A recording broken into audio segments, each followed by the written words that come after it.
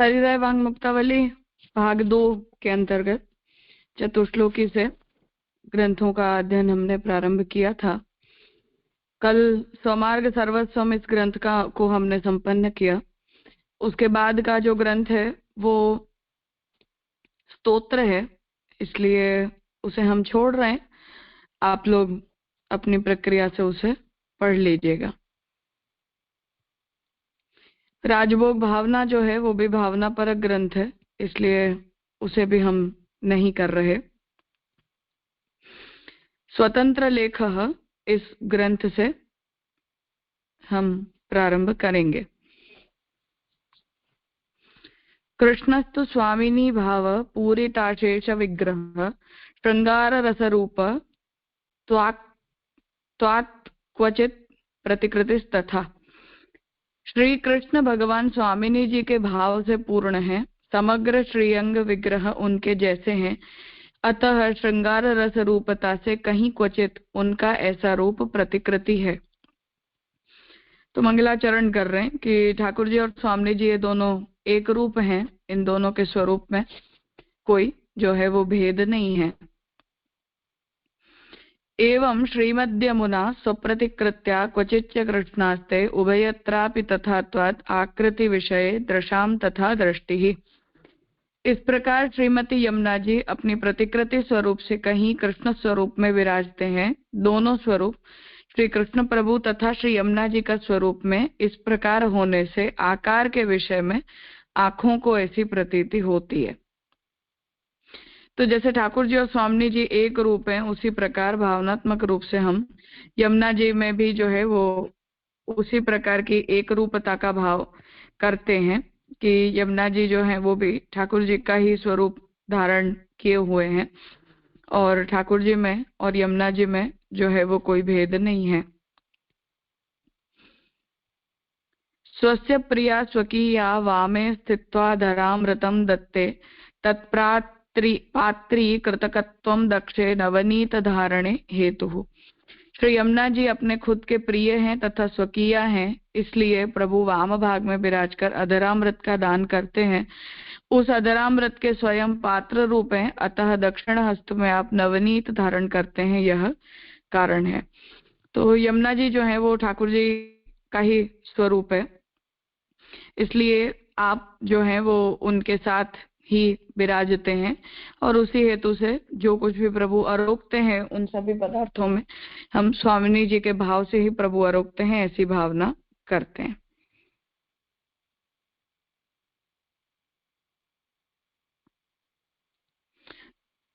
तच्चौर्यं तु सहेतुकम् अहमिति मन्ये सकल चातुरीत्रे नवनीत वेष्टितं यत् प्रिय सख्य धरासवो गोप्यः। समग्र चातुरी को जानने वाले श्री प्रभु में उस नवनीत की चोरी सहेतुक है, ऐसा मैं मानता हूँ। जिस नवनीत को पिंड के रूप में रखा है वह गुप्त रखने योग्य प्रिय सखी का अधरासव है। तो प्रभु जो है वो ब्रजभक्तों से चोर के जो है वो माखन पधराते हैं, तो प्रभु को जो है वो उस लीला में आनंद की अनुभूति होती है। तो ब्रजभक्त जो है वो भाव से प्रभु के लिए जो कुछ भी रखते हैं या जो कुछ भी पधराते हैं उन सभी वस्तुओं को प्रभु प्रेम पूर्वक अंगीकार करते हैं और वे प्रभु किसी को देना नहीं चाहते, उस भाव से उसे गुप्त रूप से भगवान स्वयं ही धारण करते हैं। यद वद्यादवकुलकम त्वान्यत्रैव पालकस्तद्वत् हे यादव कुल तिलक स्थातव्यम वै कराल कलिकालात्। जिस प्रकार यादव कुल को धारण करके अन्यत्र पालन करने का काम करते हो, उसी प्रकार हे यादव कुल तिलक कराल कलिकाल होने से आपको स्थिर होकर विराजना है। तो भगवान जो है वो यादव कुल को धारण करते हैं अपने स्वरूप में ही, जैसा महाप्रभु जी ने दशम स्कंद में निरूपित किया है कि वो सब जो है वो प्रभु के अंग से प्रकट हुए हैं, इसलिए भगवान का परिवार है, इसलिए वो भगवत रूप है। तो उन्हें भगवान अपने अंदर ही धारण करते हैं आत्म सृष्टि के रूप में और फिर अन्य सभी का भगवान पालन करते हैं। इसलिए जो ये कलिकाल है, इस कलिकाल में भगवान स्थिर होकर विराजें और हम सभी जीवों का भी पालन करें, ऐसी विनंती यहाँ कर रहे हैं। श्रेयस्करस्त्वमेवासि श्रेयसीनां श्रियः पते अतः तादृश तद्भावम् आश्रित्यैवाश्रिता वयम्। हे लक्ष्मीकांत, आप ही अत्यंत प्रिय व्रज भक्तों का श्रेय करने वाले हो, अतः ऐसे भाव का आश्रय करके ही हम आश्रित हुए हैं। तो भगवान जो है वो जैसे निर्गुण निस्साधन भाव रखने वाले व्रज भक्तों का प्रिय करने वाले हैं, उसी प्रकार हम जैसे जो जीव हैं वो भी व्रज भक्तों के जैसा ही भाव रखते हुए भगवान का आश्रय करके रहते हैं।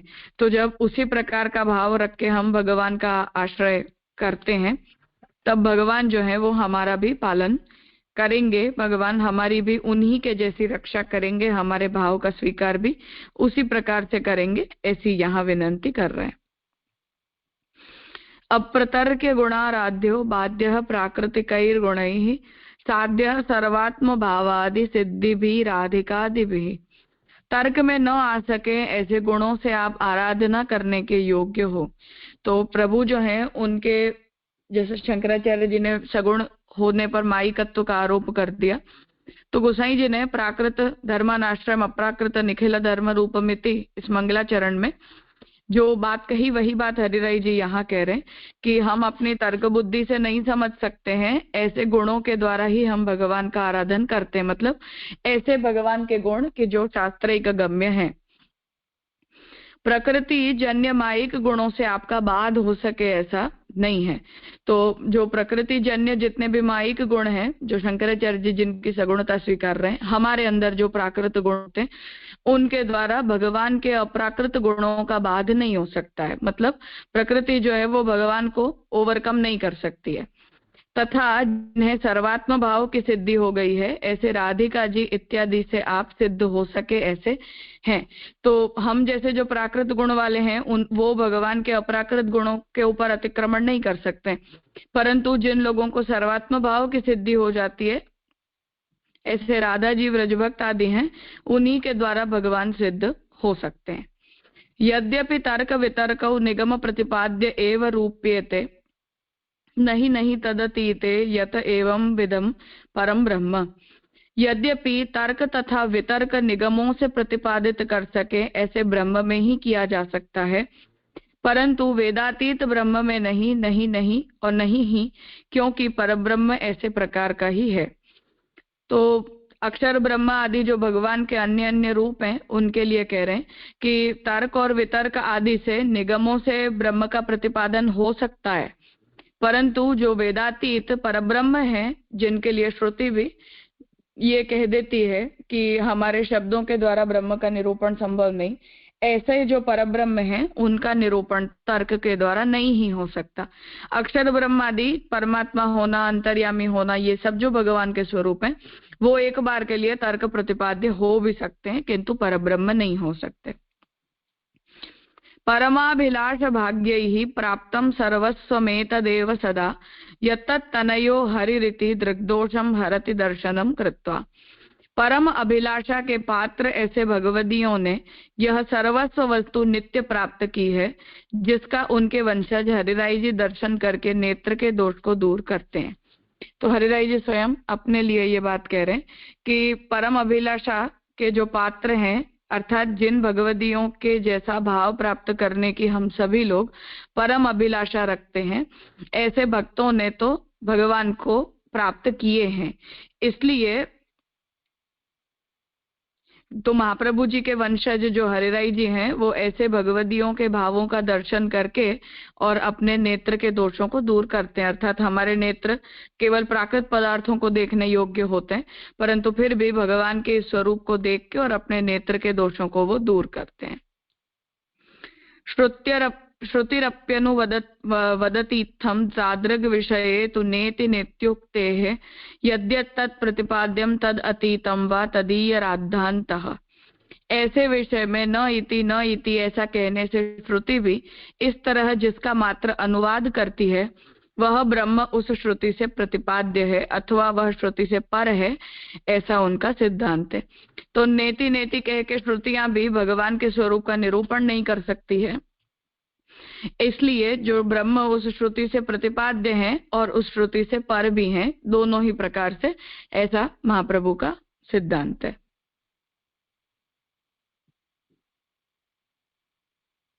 सॉरी, शंकराचार्य जी का सिद्धांत है।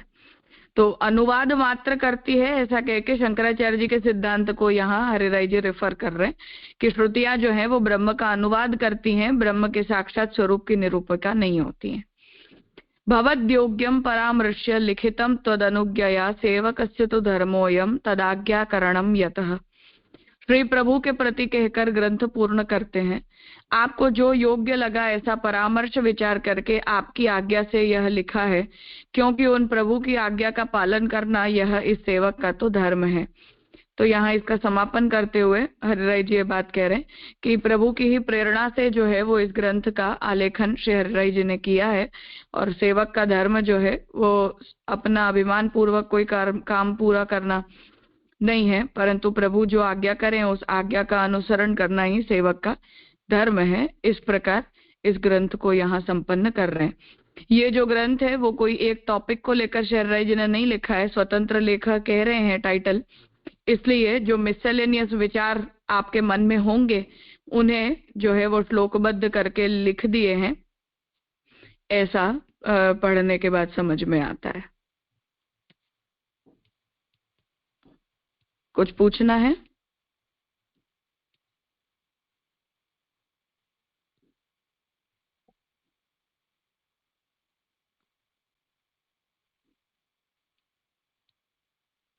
हाँ हितेन भाई। दंडोत प्रणाम राजा। यहाँ जो ये 8वें श्लोक में आया ना, यद्यपि तर्क वितर्क निगम प्रतिपाद्य एवं रूपये, तो वहाँ पे जो ब्रह्म का प्रतिपादन किया और आगे पर ब्रह्म की बात बताई, तो वो अक्षर ब्रह्म तक की बात कर रहे हैं। जो तर्क वितर्क या निगम से जो भी प्रतिपादित हो सके वो अक्षर ब्रह्म तक ही हमें समझना है, और फिर जो वेदातीत है वो तो वगैरह। अच्छा, और ये तो जो परब्रह्म है वो तो वेदातीत है, सो उसका वर्णन नहीं हो सकता है। हाँ, ठाकुर जी के लिए। हाँ जी जी राज। हाँ नीलेश भाई जी दंडवत प्रणाम जी। जी जी, ये जो 7वें श्लोक में जो कहा है ना कि जिन्हें सर्वात्मा भाव की सिद्धि हो गई है ऐसे श्री राधिका जी, तो ये तो राधिका जी के लिए बोला है, वो समझ में आता है। इत्यादि से आप सिद्ध हो सके हैं, मतलब ऐसे हैं, तो ये इसका तात्पर्य कहाँ क्या कहना चाह रहे हैं? मतलब राधा जी जो हैं वो ब्रज भक्तों में मुख्य हैं, अन्य जो ब्रज गोपिकाएं हैं वो सभी राधा जी के भाव को धारण करके और फिर भगवत भाव को प्राप्त करने वाली हैं, इसलिए इत्यादि से अन्य। तो आप सिद्ध हो सके ऐसे मतलब अगर आप में भी ठाकुर जी। ऐसे, हाँ, तो अगर ये राधा की जी के जैसे भाव सर्वात्मा का भाव का अगर हो तो आप ऐसे अवेलेबल हो सकते हैं, ऐसे कुछ कह सकते हैं।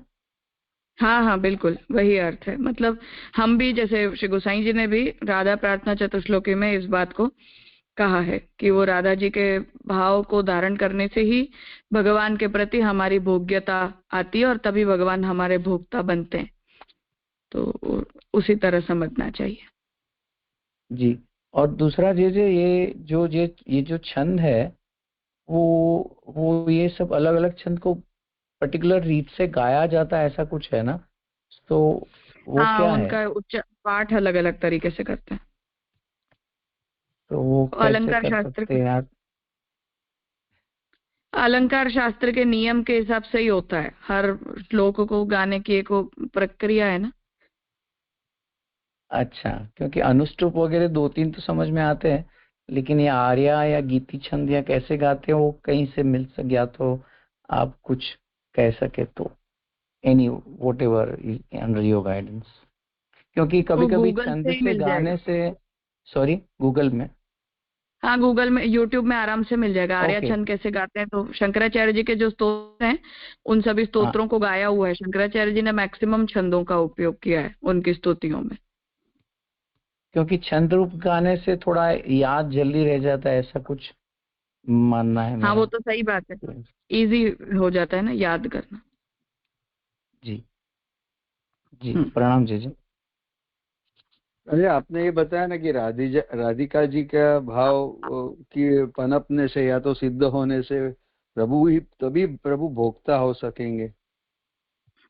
हाँ पर तभी तो जब राधिका जी का भाव सिद्ध होगा तभी तो प्रभु माने रिवर्सल ऑफ ऑर्डर हो जाएगा ना, जनरल जैसे मैं समझता हूँ, और फिर प्रभु वहां भोग्य हो जाएगी। और भोक्ता तो प्रभु वैसे इन जनरल भी है, मीन्स उससे पहले भोक्ता ही, तो उसे कैसे समझना राजा?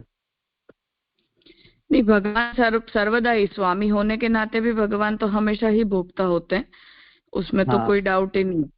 हाँ, वो पर बराबर है तात्पर्य वो ये तो। है कि जो प्रारंभिक भी हमारा भाव सेवा में बनता है और सेवा की योग्यता भी जीव के अंदर आती है कि प्रभु हमसे कुछ भी, कोई भी प्रकार की सेवा अंगीकार करें, तो उतना अधिकार भी जो है वो इसी से आ सकता है। हाँ, राधस भाव हाँ, से नहीं राधा। स्वामिनी भाव प्राप्त करने से ही आता है। वो संदर्भ है, सची बात। जी हाँ, राजा। वो राधा प्रार्थना चतुश्लोकी में श्री गोसाई जी ने इस तरह से निरूपण किया है। फिर उसके उसके ऊपर श्याम काका जी ने टीका लिखी है, वहां भी आपने निरूपण किया है। फाइनल। हम्म,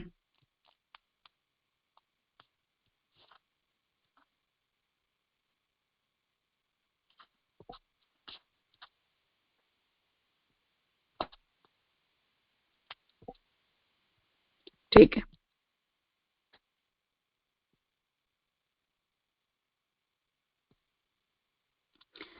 फल विवेकः।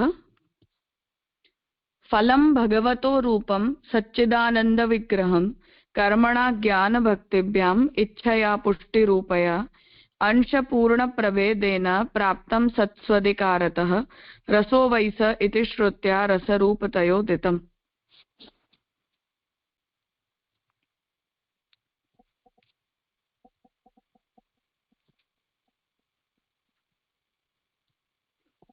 अब यहाँ आगे जो भगवान भक्ति मार्ग में किस प्रकार से फल रूप होते हैं उसका निरूपण आगे कर रहे हैं। सचित तथा आनंद विग्रह वाला षडैश्वर्य संपन्न प्रभु का स्वरूप फल रूप है। वह कर्म ज्ञान तथा भक्ति तथा अनुग्रह रूप इच्छा से अंश तथा पूर्ण स्वरूप के भेद से सत्पुरुषों को अधिकारानुसार प्राप्त होता है। तो भगवान जो है वो पूर्ण रूप हैं और अपने पूर्ण रूप से फल रूप हैं। कर्म मार्ग, ज्ञान मार्ग, उपासना मार्ग और फिर अनुग्रह रूप भगवान की खुद की इच्छा, इन सभी से कर्म मार्ग, ज्ञान, उपासना के द्वारा अंश रूप से भगवान फलित होते हैं और अनुग्रह के द्वारा जब भगवान किसी को स्वयं फलित होना चाहते हैं तो पूर्ण रूप से फलित होते हैं, तो अधिकारानुसार भगवान प्राप्त होते हैं। रसो वैसह, वे प्रभु निश्चित रूप से रसरूप हैं। इस श्रुति से प्रभु के स्वरूप को रसरूप कहा गया है। तो जो बात हमने भक्ति रसत्ववाद जब पढ़ा था तब मैंने कहा था कि रसरूपता को सिद्ध करने की आवश्यकता ही इसलिए पड़ती है क्योंकि रस कहने का मतलब ही फल कहना होता है, या फल कहने का अर्थ ही रस कहना होता है। तो जब तक आप किसी को फल नहीं कहते तब तक रस नहीं कह सकते, जब तक आप रस सिद्ध नहीं करते तब तक उसे आप फल नहीं कह सकते। तो उस तरह वो कंसेप्चुअली एक दूसरे के ऊपर डिपेंडेंट है। रसस्तु खलु श्रृंगारो नाट्यशास्त्रे निरूपणात् अन्येषां करुणादीनां तत्ता श्रृंगार योगतः स एव मार्गभेदेन स्वांशभेदेन लभ्यते कर्म ज्ञानो भयविद भक्ताख्येषु यथोचितम्।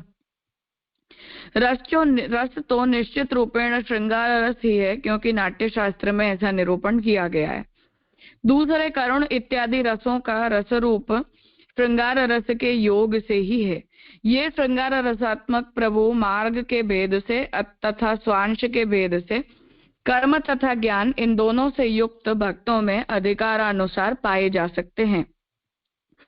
अब रस शास्त्र के नियम के हिसाब से मुख्यतः श्रृंगार रस की होती है। अन्य जितने भी रस हैं वो श्रृंगार रस के प्रोडक्ट्स हैं, उसके अंग के रूप में। ये श्रृंगार रसात्मक जो भगवान है वो मार्ग के भेद से और अपने अंश के भेद से कर्म और ज्ञान इन दोनों से युक्त भक्तों में अधिकारानुसार भगवान के स्वरूप की प्राप्ति होती है। मतलब भक्ति जो कर्म ज्ञान मिश्रित हो तो अंश रूपेण भगवान मिलते हैं, कर्म ज्ञान रहित शुद्ध हो तो पूर्ण रूप से मिलते हैं। स्वर्ग भूलोक भेदेन प्राप्ति फल मुदीर्यते निष्कामेतु तथा। हाँ बोलो। तो ये पहले और दूसरे श्लोक में बेसिक डिफरेंस क्या समझ, थोड़ा एक सही लगा, क्या डिफरेंस करके कह रहे? खाली भक्ति शब्द यूज नहीं किया, ऐसा है?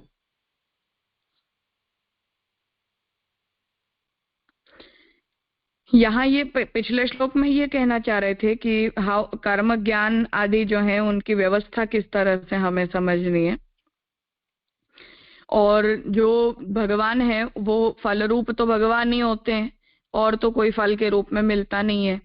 तो अन्य मार्गों की फलितता भगवान को प्राप्त करने में नहीं है ऐसा हम कह नहीं सकते, इसलिए अंश रूप से भगवान फलित होते हैं, पूर्ण रूप से नहीं होते, ऐसा निरूपण करना चाह रहे हैं।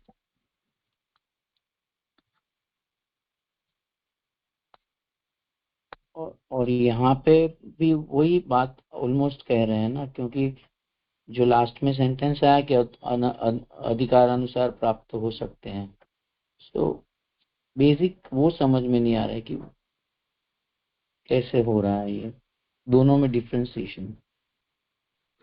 तो दूसरे श्लोक में तो फिर नाट्य शास्त्र से रसरूपता का विषय लेकर आए ना, तो श्रृंगार रसात्मक जो अनुभूति है या जिस प्रकार से भगवान फलित होते हैं उसकी व्यवस्था यहाँ बता रहे हैं। अच्छा, ओके। हाँ,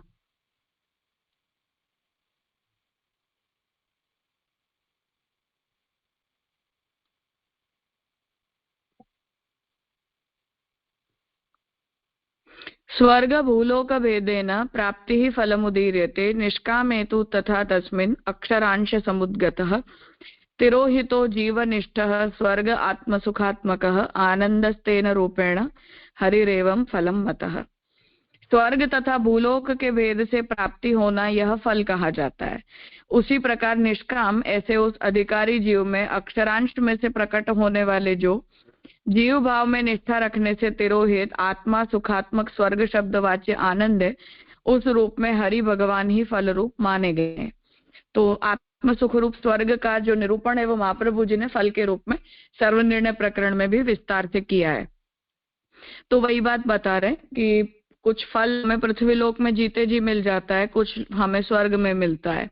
अब वहां स्वर्ग की प्राप्ति होने का मतलब, वहां भी महाप्रभु जी ने इस आर्ग्यूमेंट को इनिशिएट किया है कि स्वर्ग शब्द का मतलब स्वर्ग लोक ले नहीं सकते हैं, तो वहां महाप्रभु जी कहते हैं कि वो आत्म सुख रूप स्वर्ग कहा जा रहा है। तो उसे यहाँ स्पष्ट कर रहे हैं कि निष्काम ऐसा जो अधिकारी जीव है वो जब ज्ञान मार्ग के द्वारा भगवान को प्राप्त करना चाहता है तो अक्षर के अंश के रूप में जो जीवात्मा है उस जीवात्मा में अंशी रूप से अक्षर का प्राकट्य हो जाता है, और वो जब जीव भाव में निष्ठा रखने से हमारे अंदर जो तिरोहित आत्म सुखात्मक जो आनंद होता है वो जब हमारे अंदर प्रकट हो जाता है तो उस रूप में भगवान ही हमें हमारे हृदय में फलित हुए हैं, ऐसा हमें मानना चाहिए।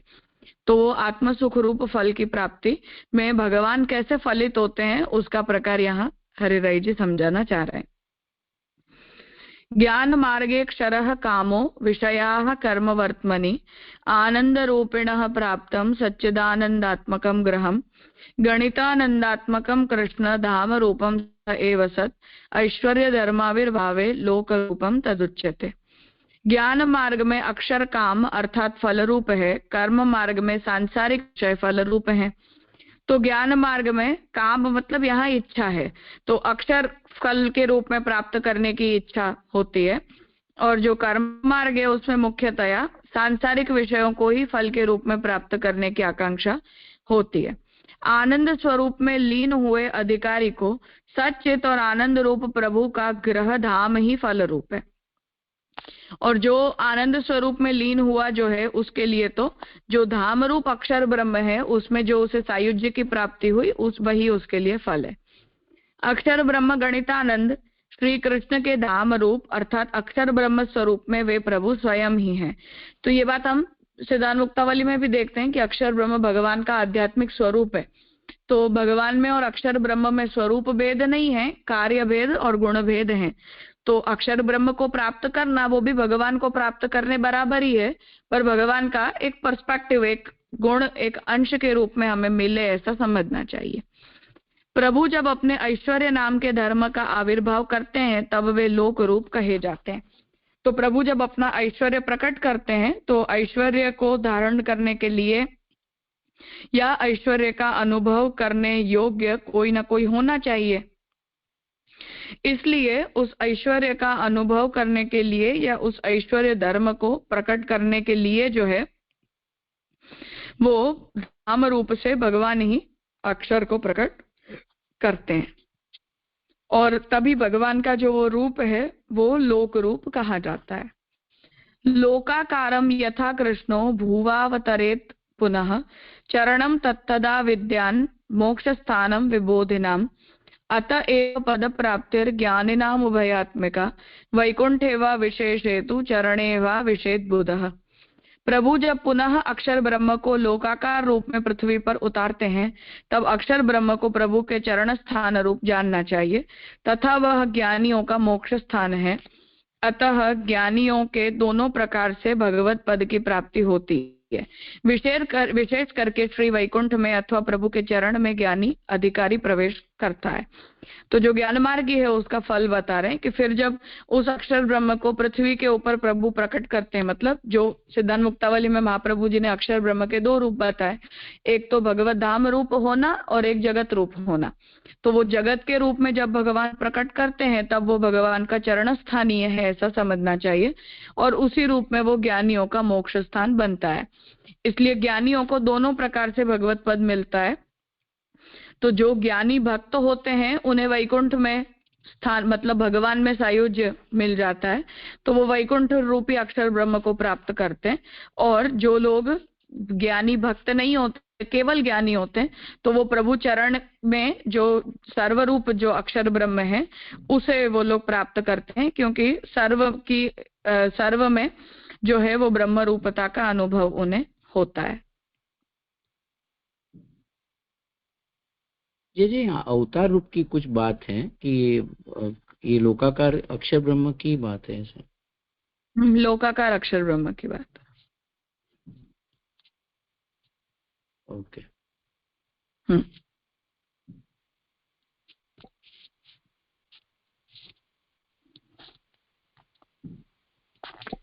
ठीक है, तो आज का विषय यहाँ रखते हैं, आगे का क्रम कल करेंगे।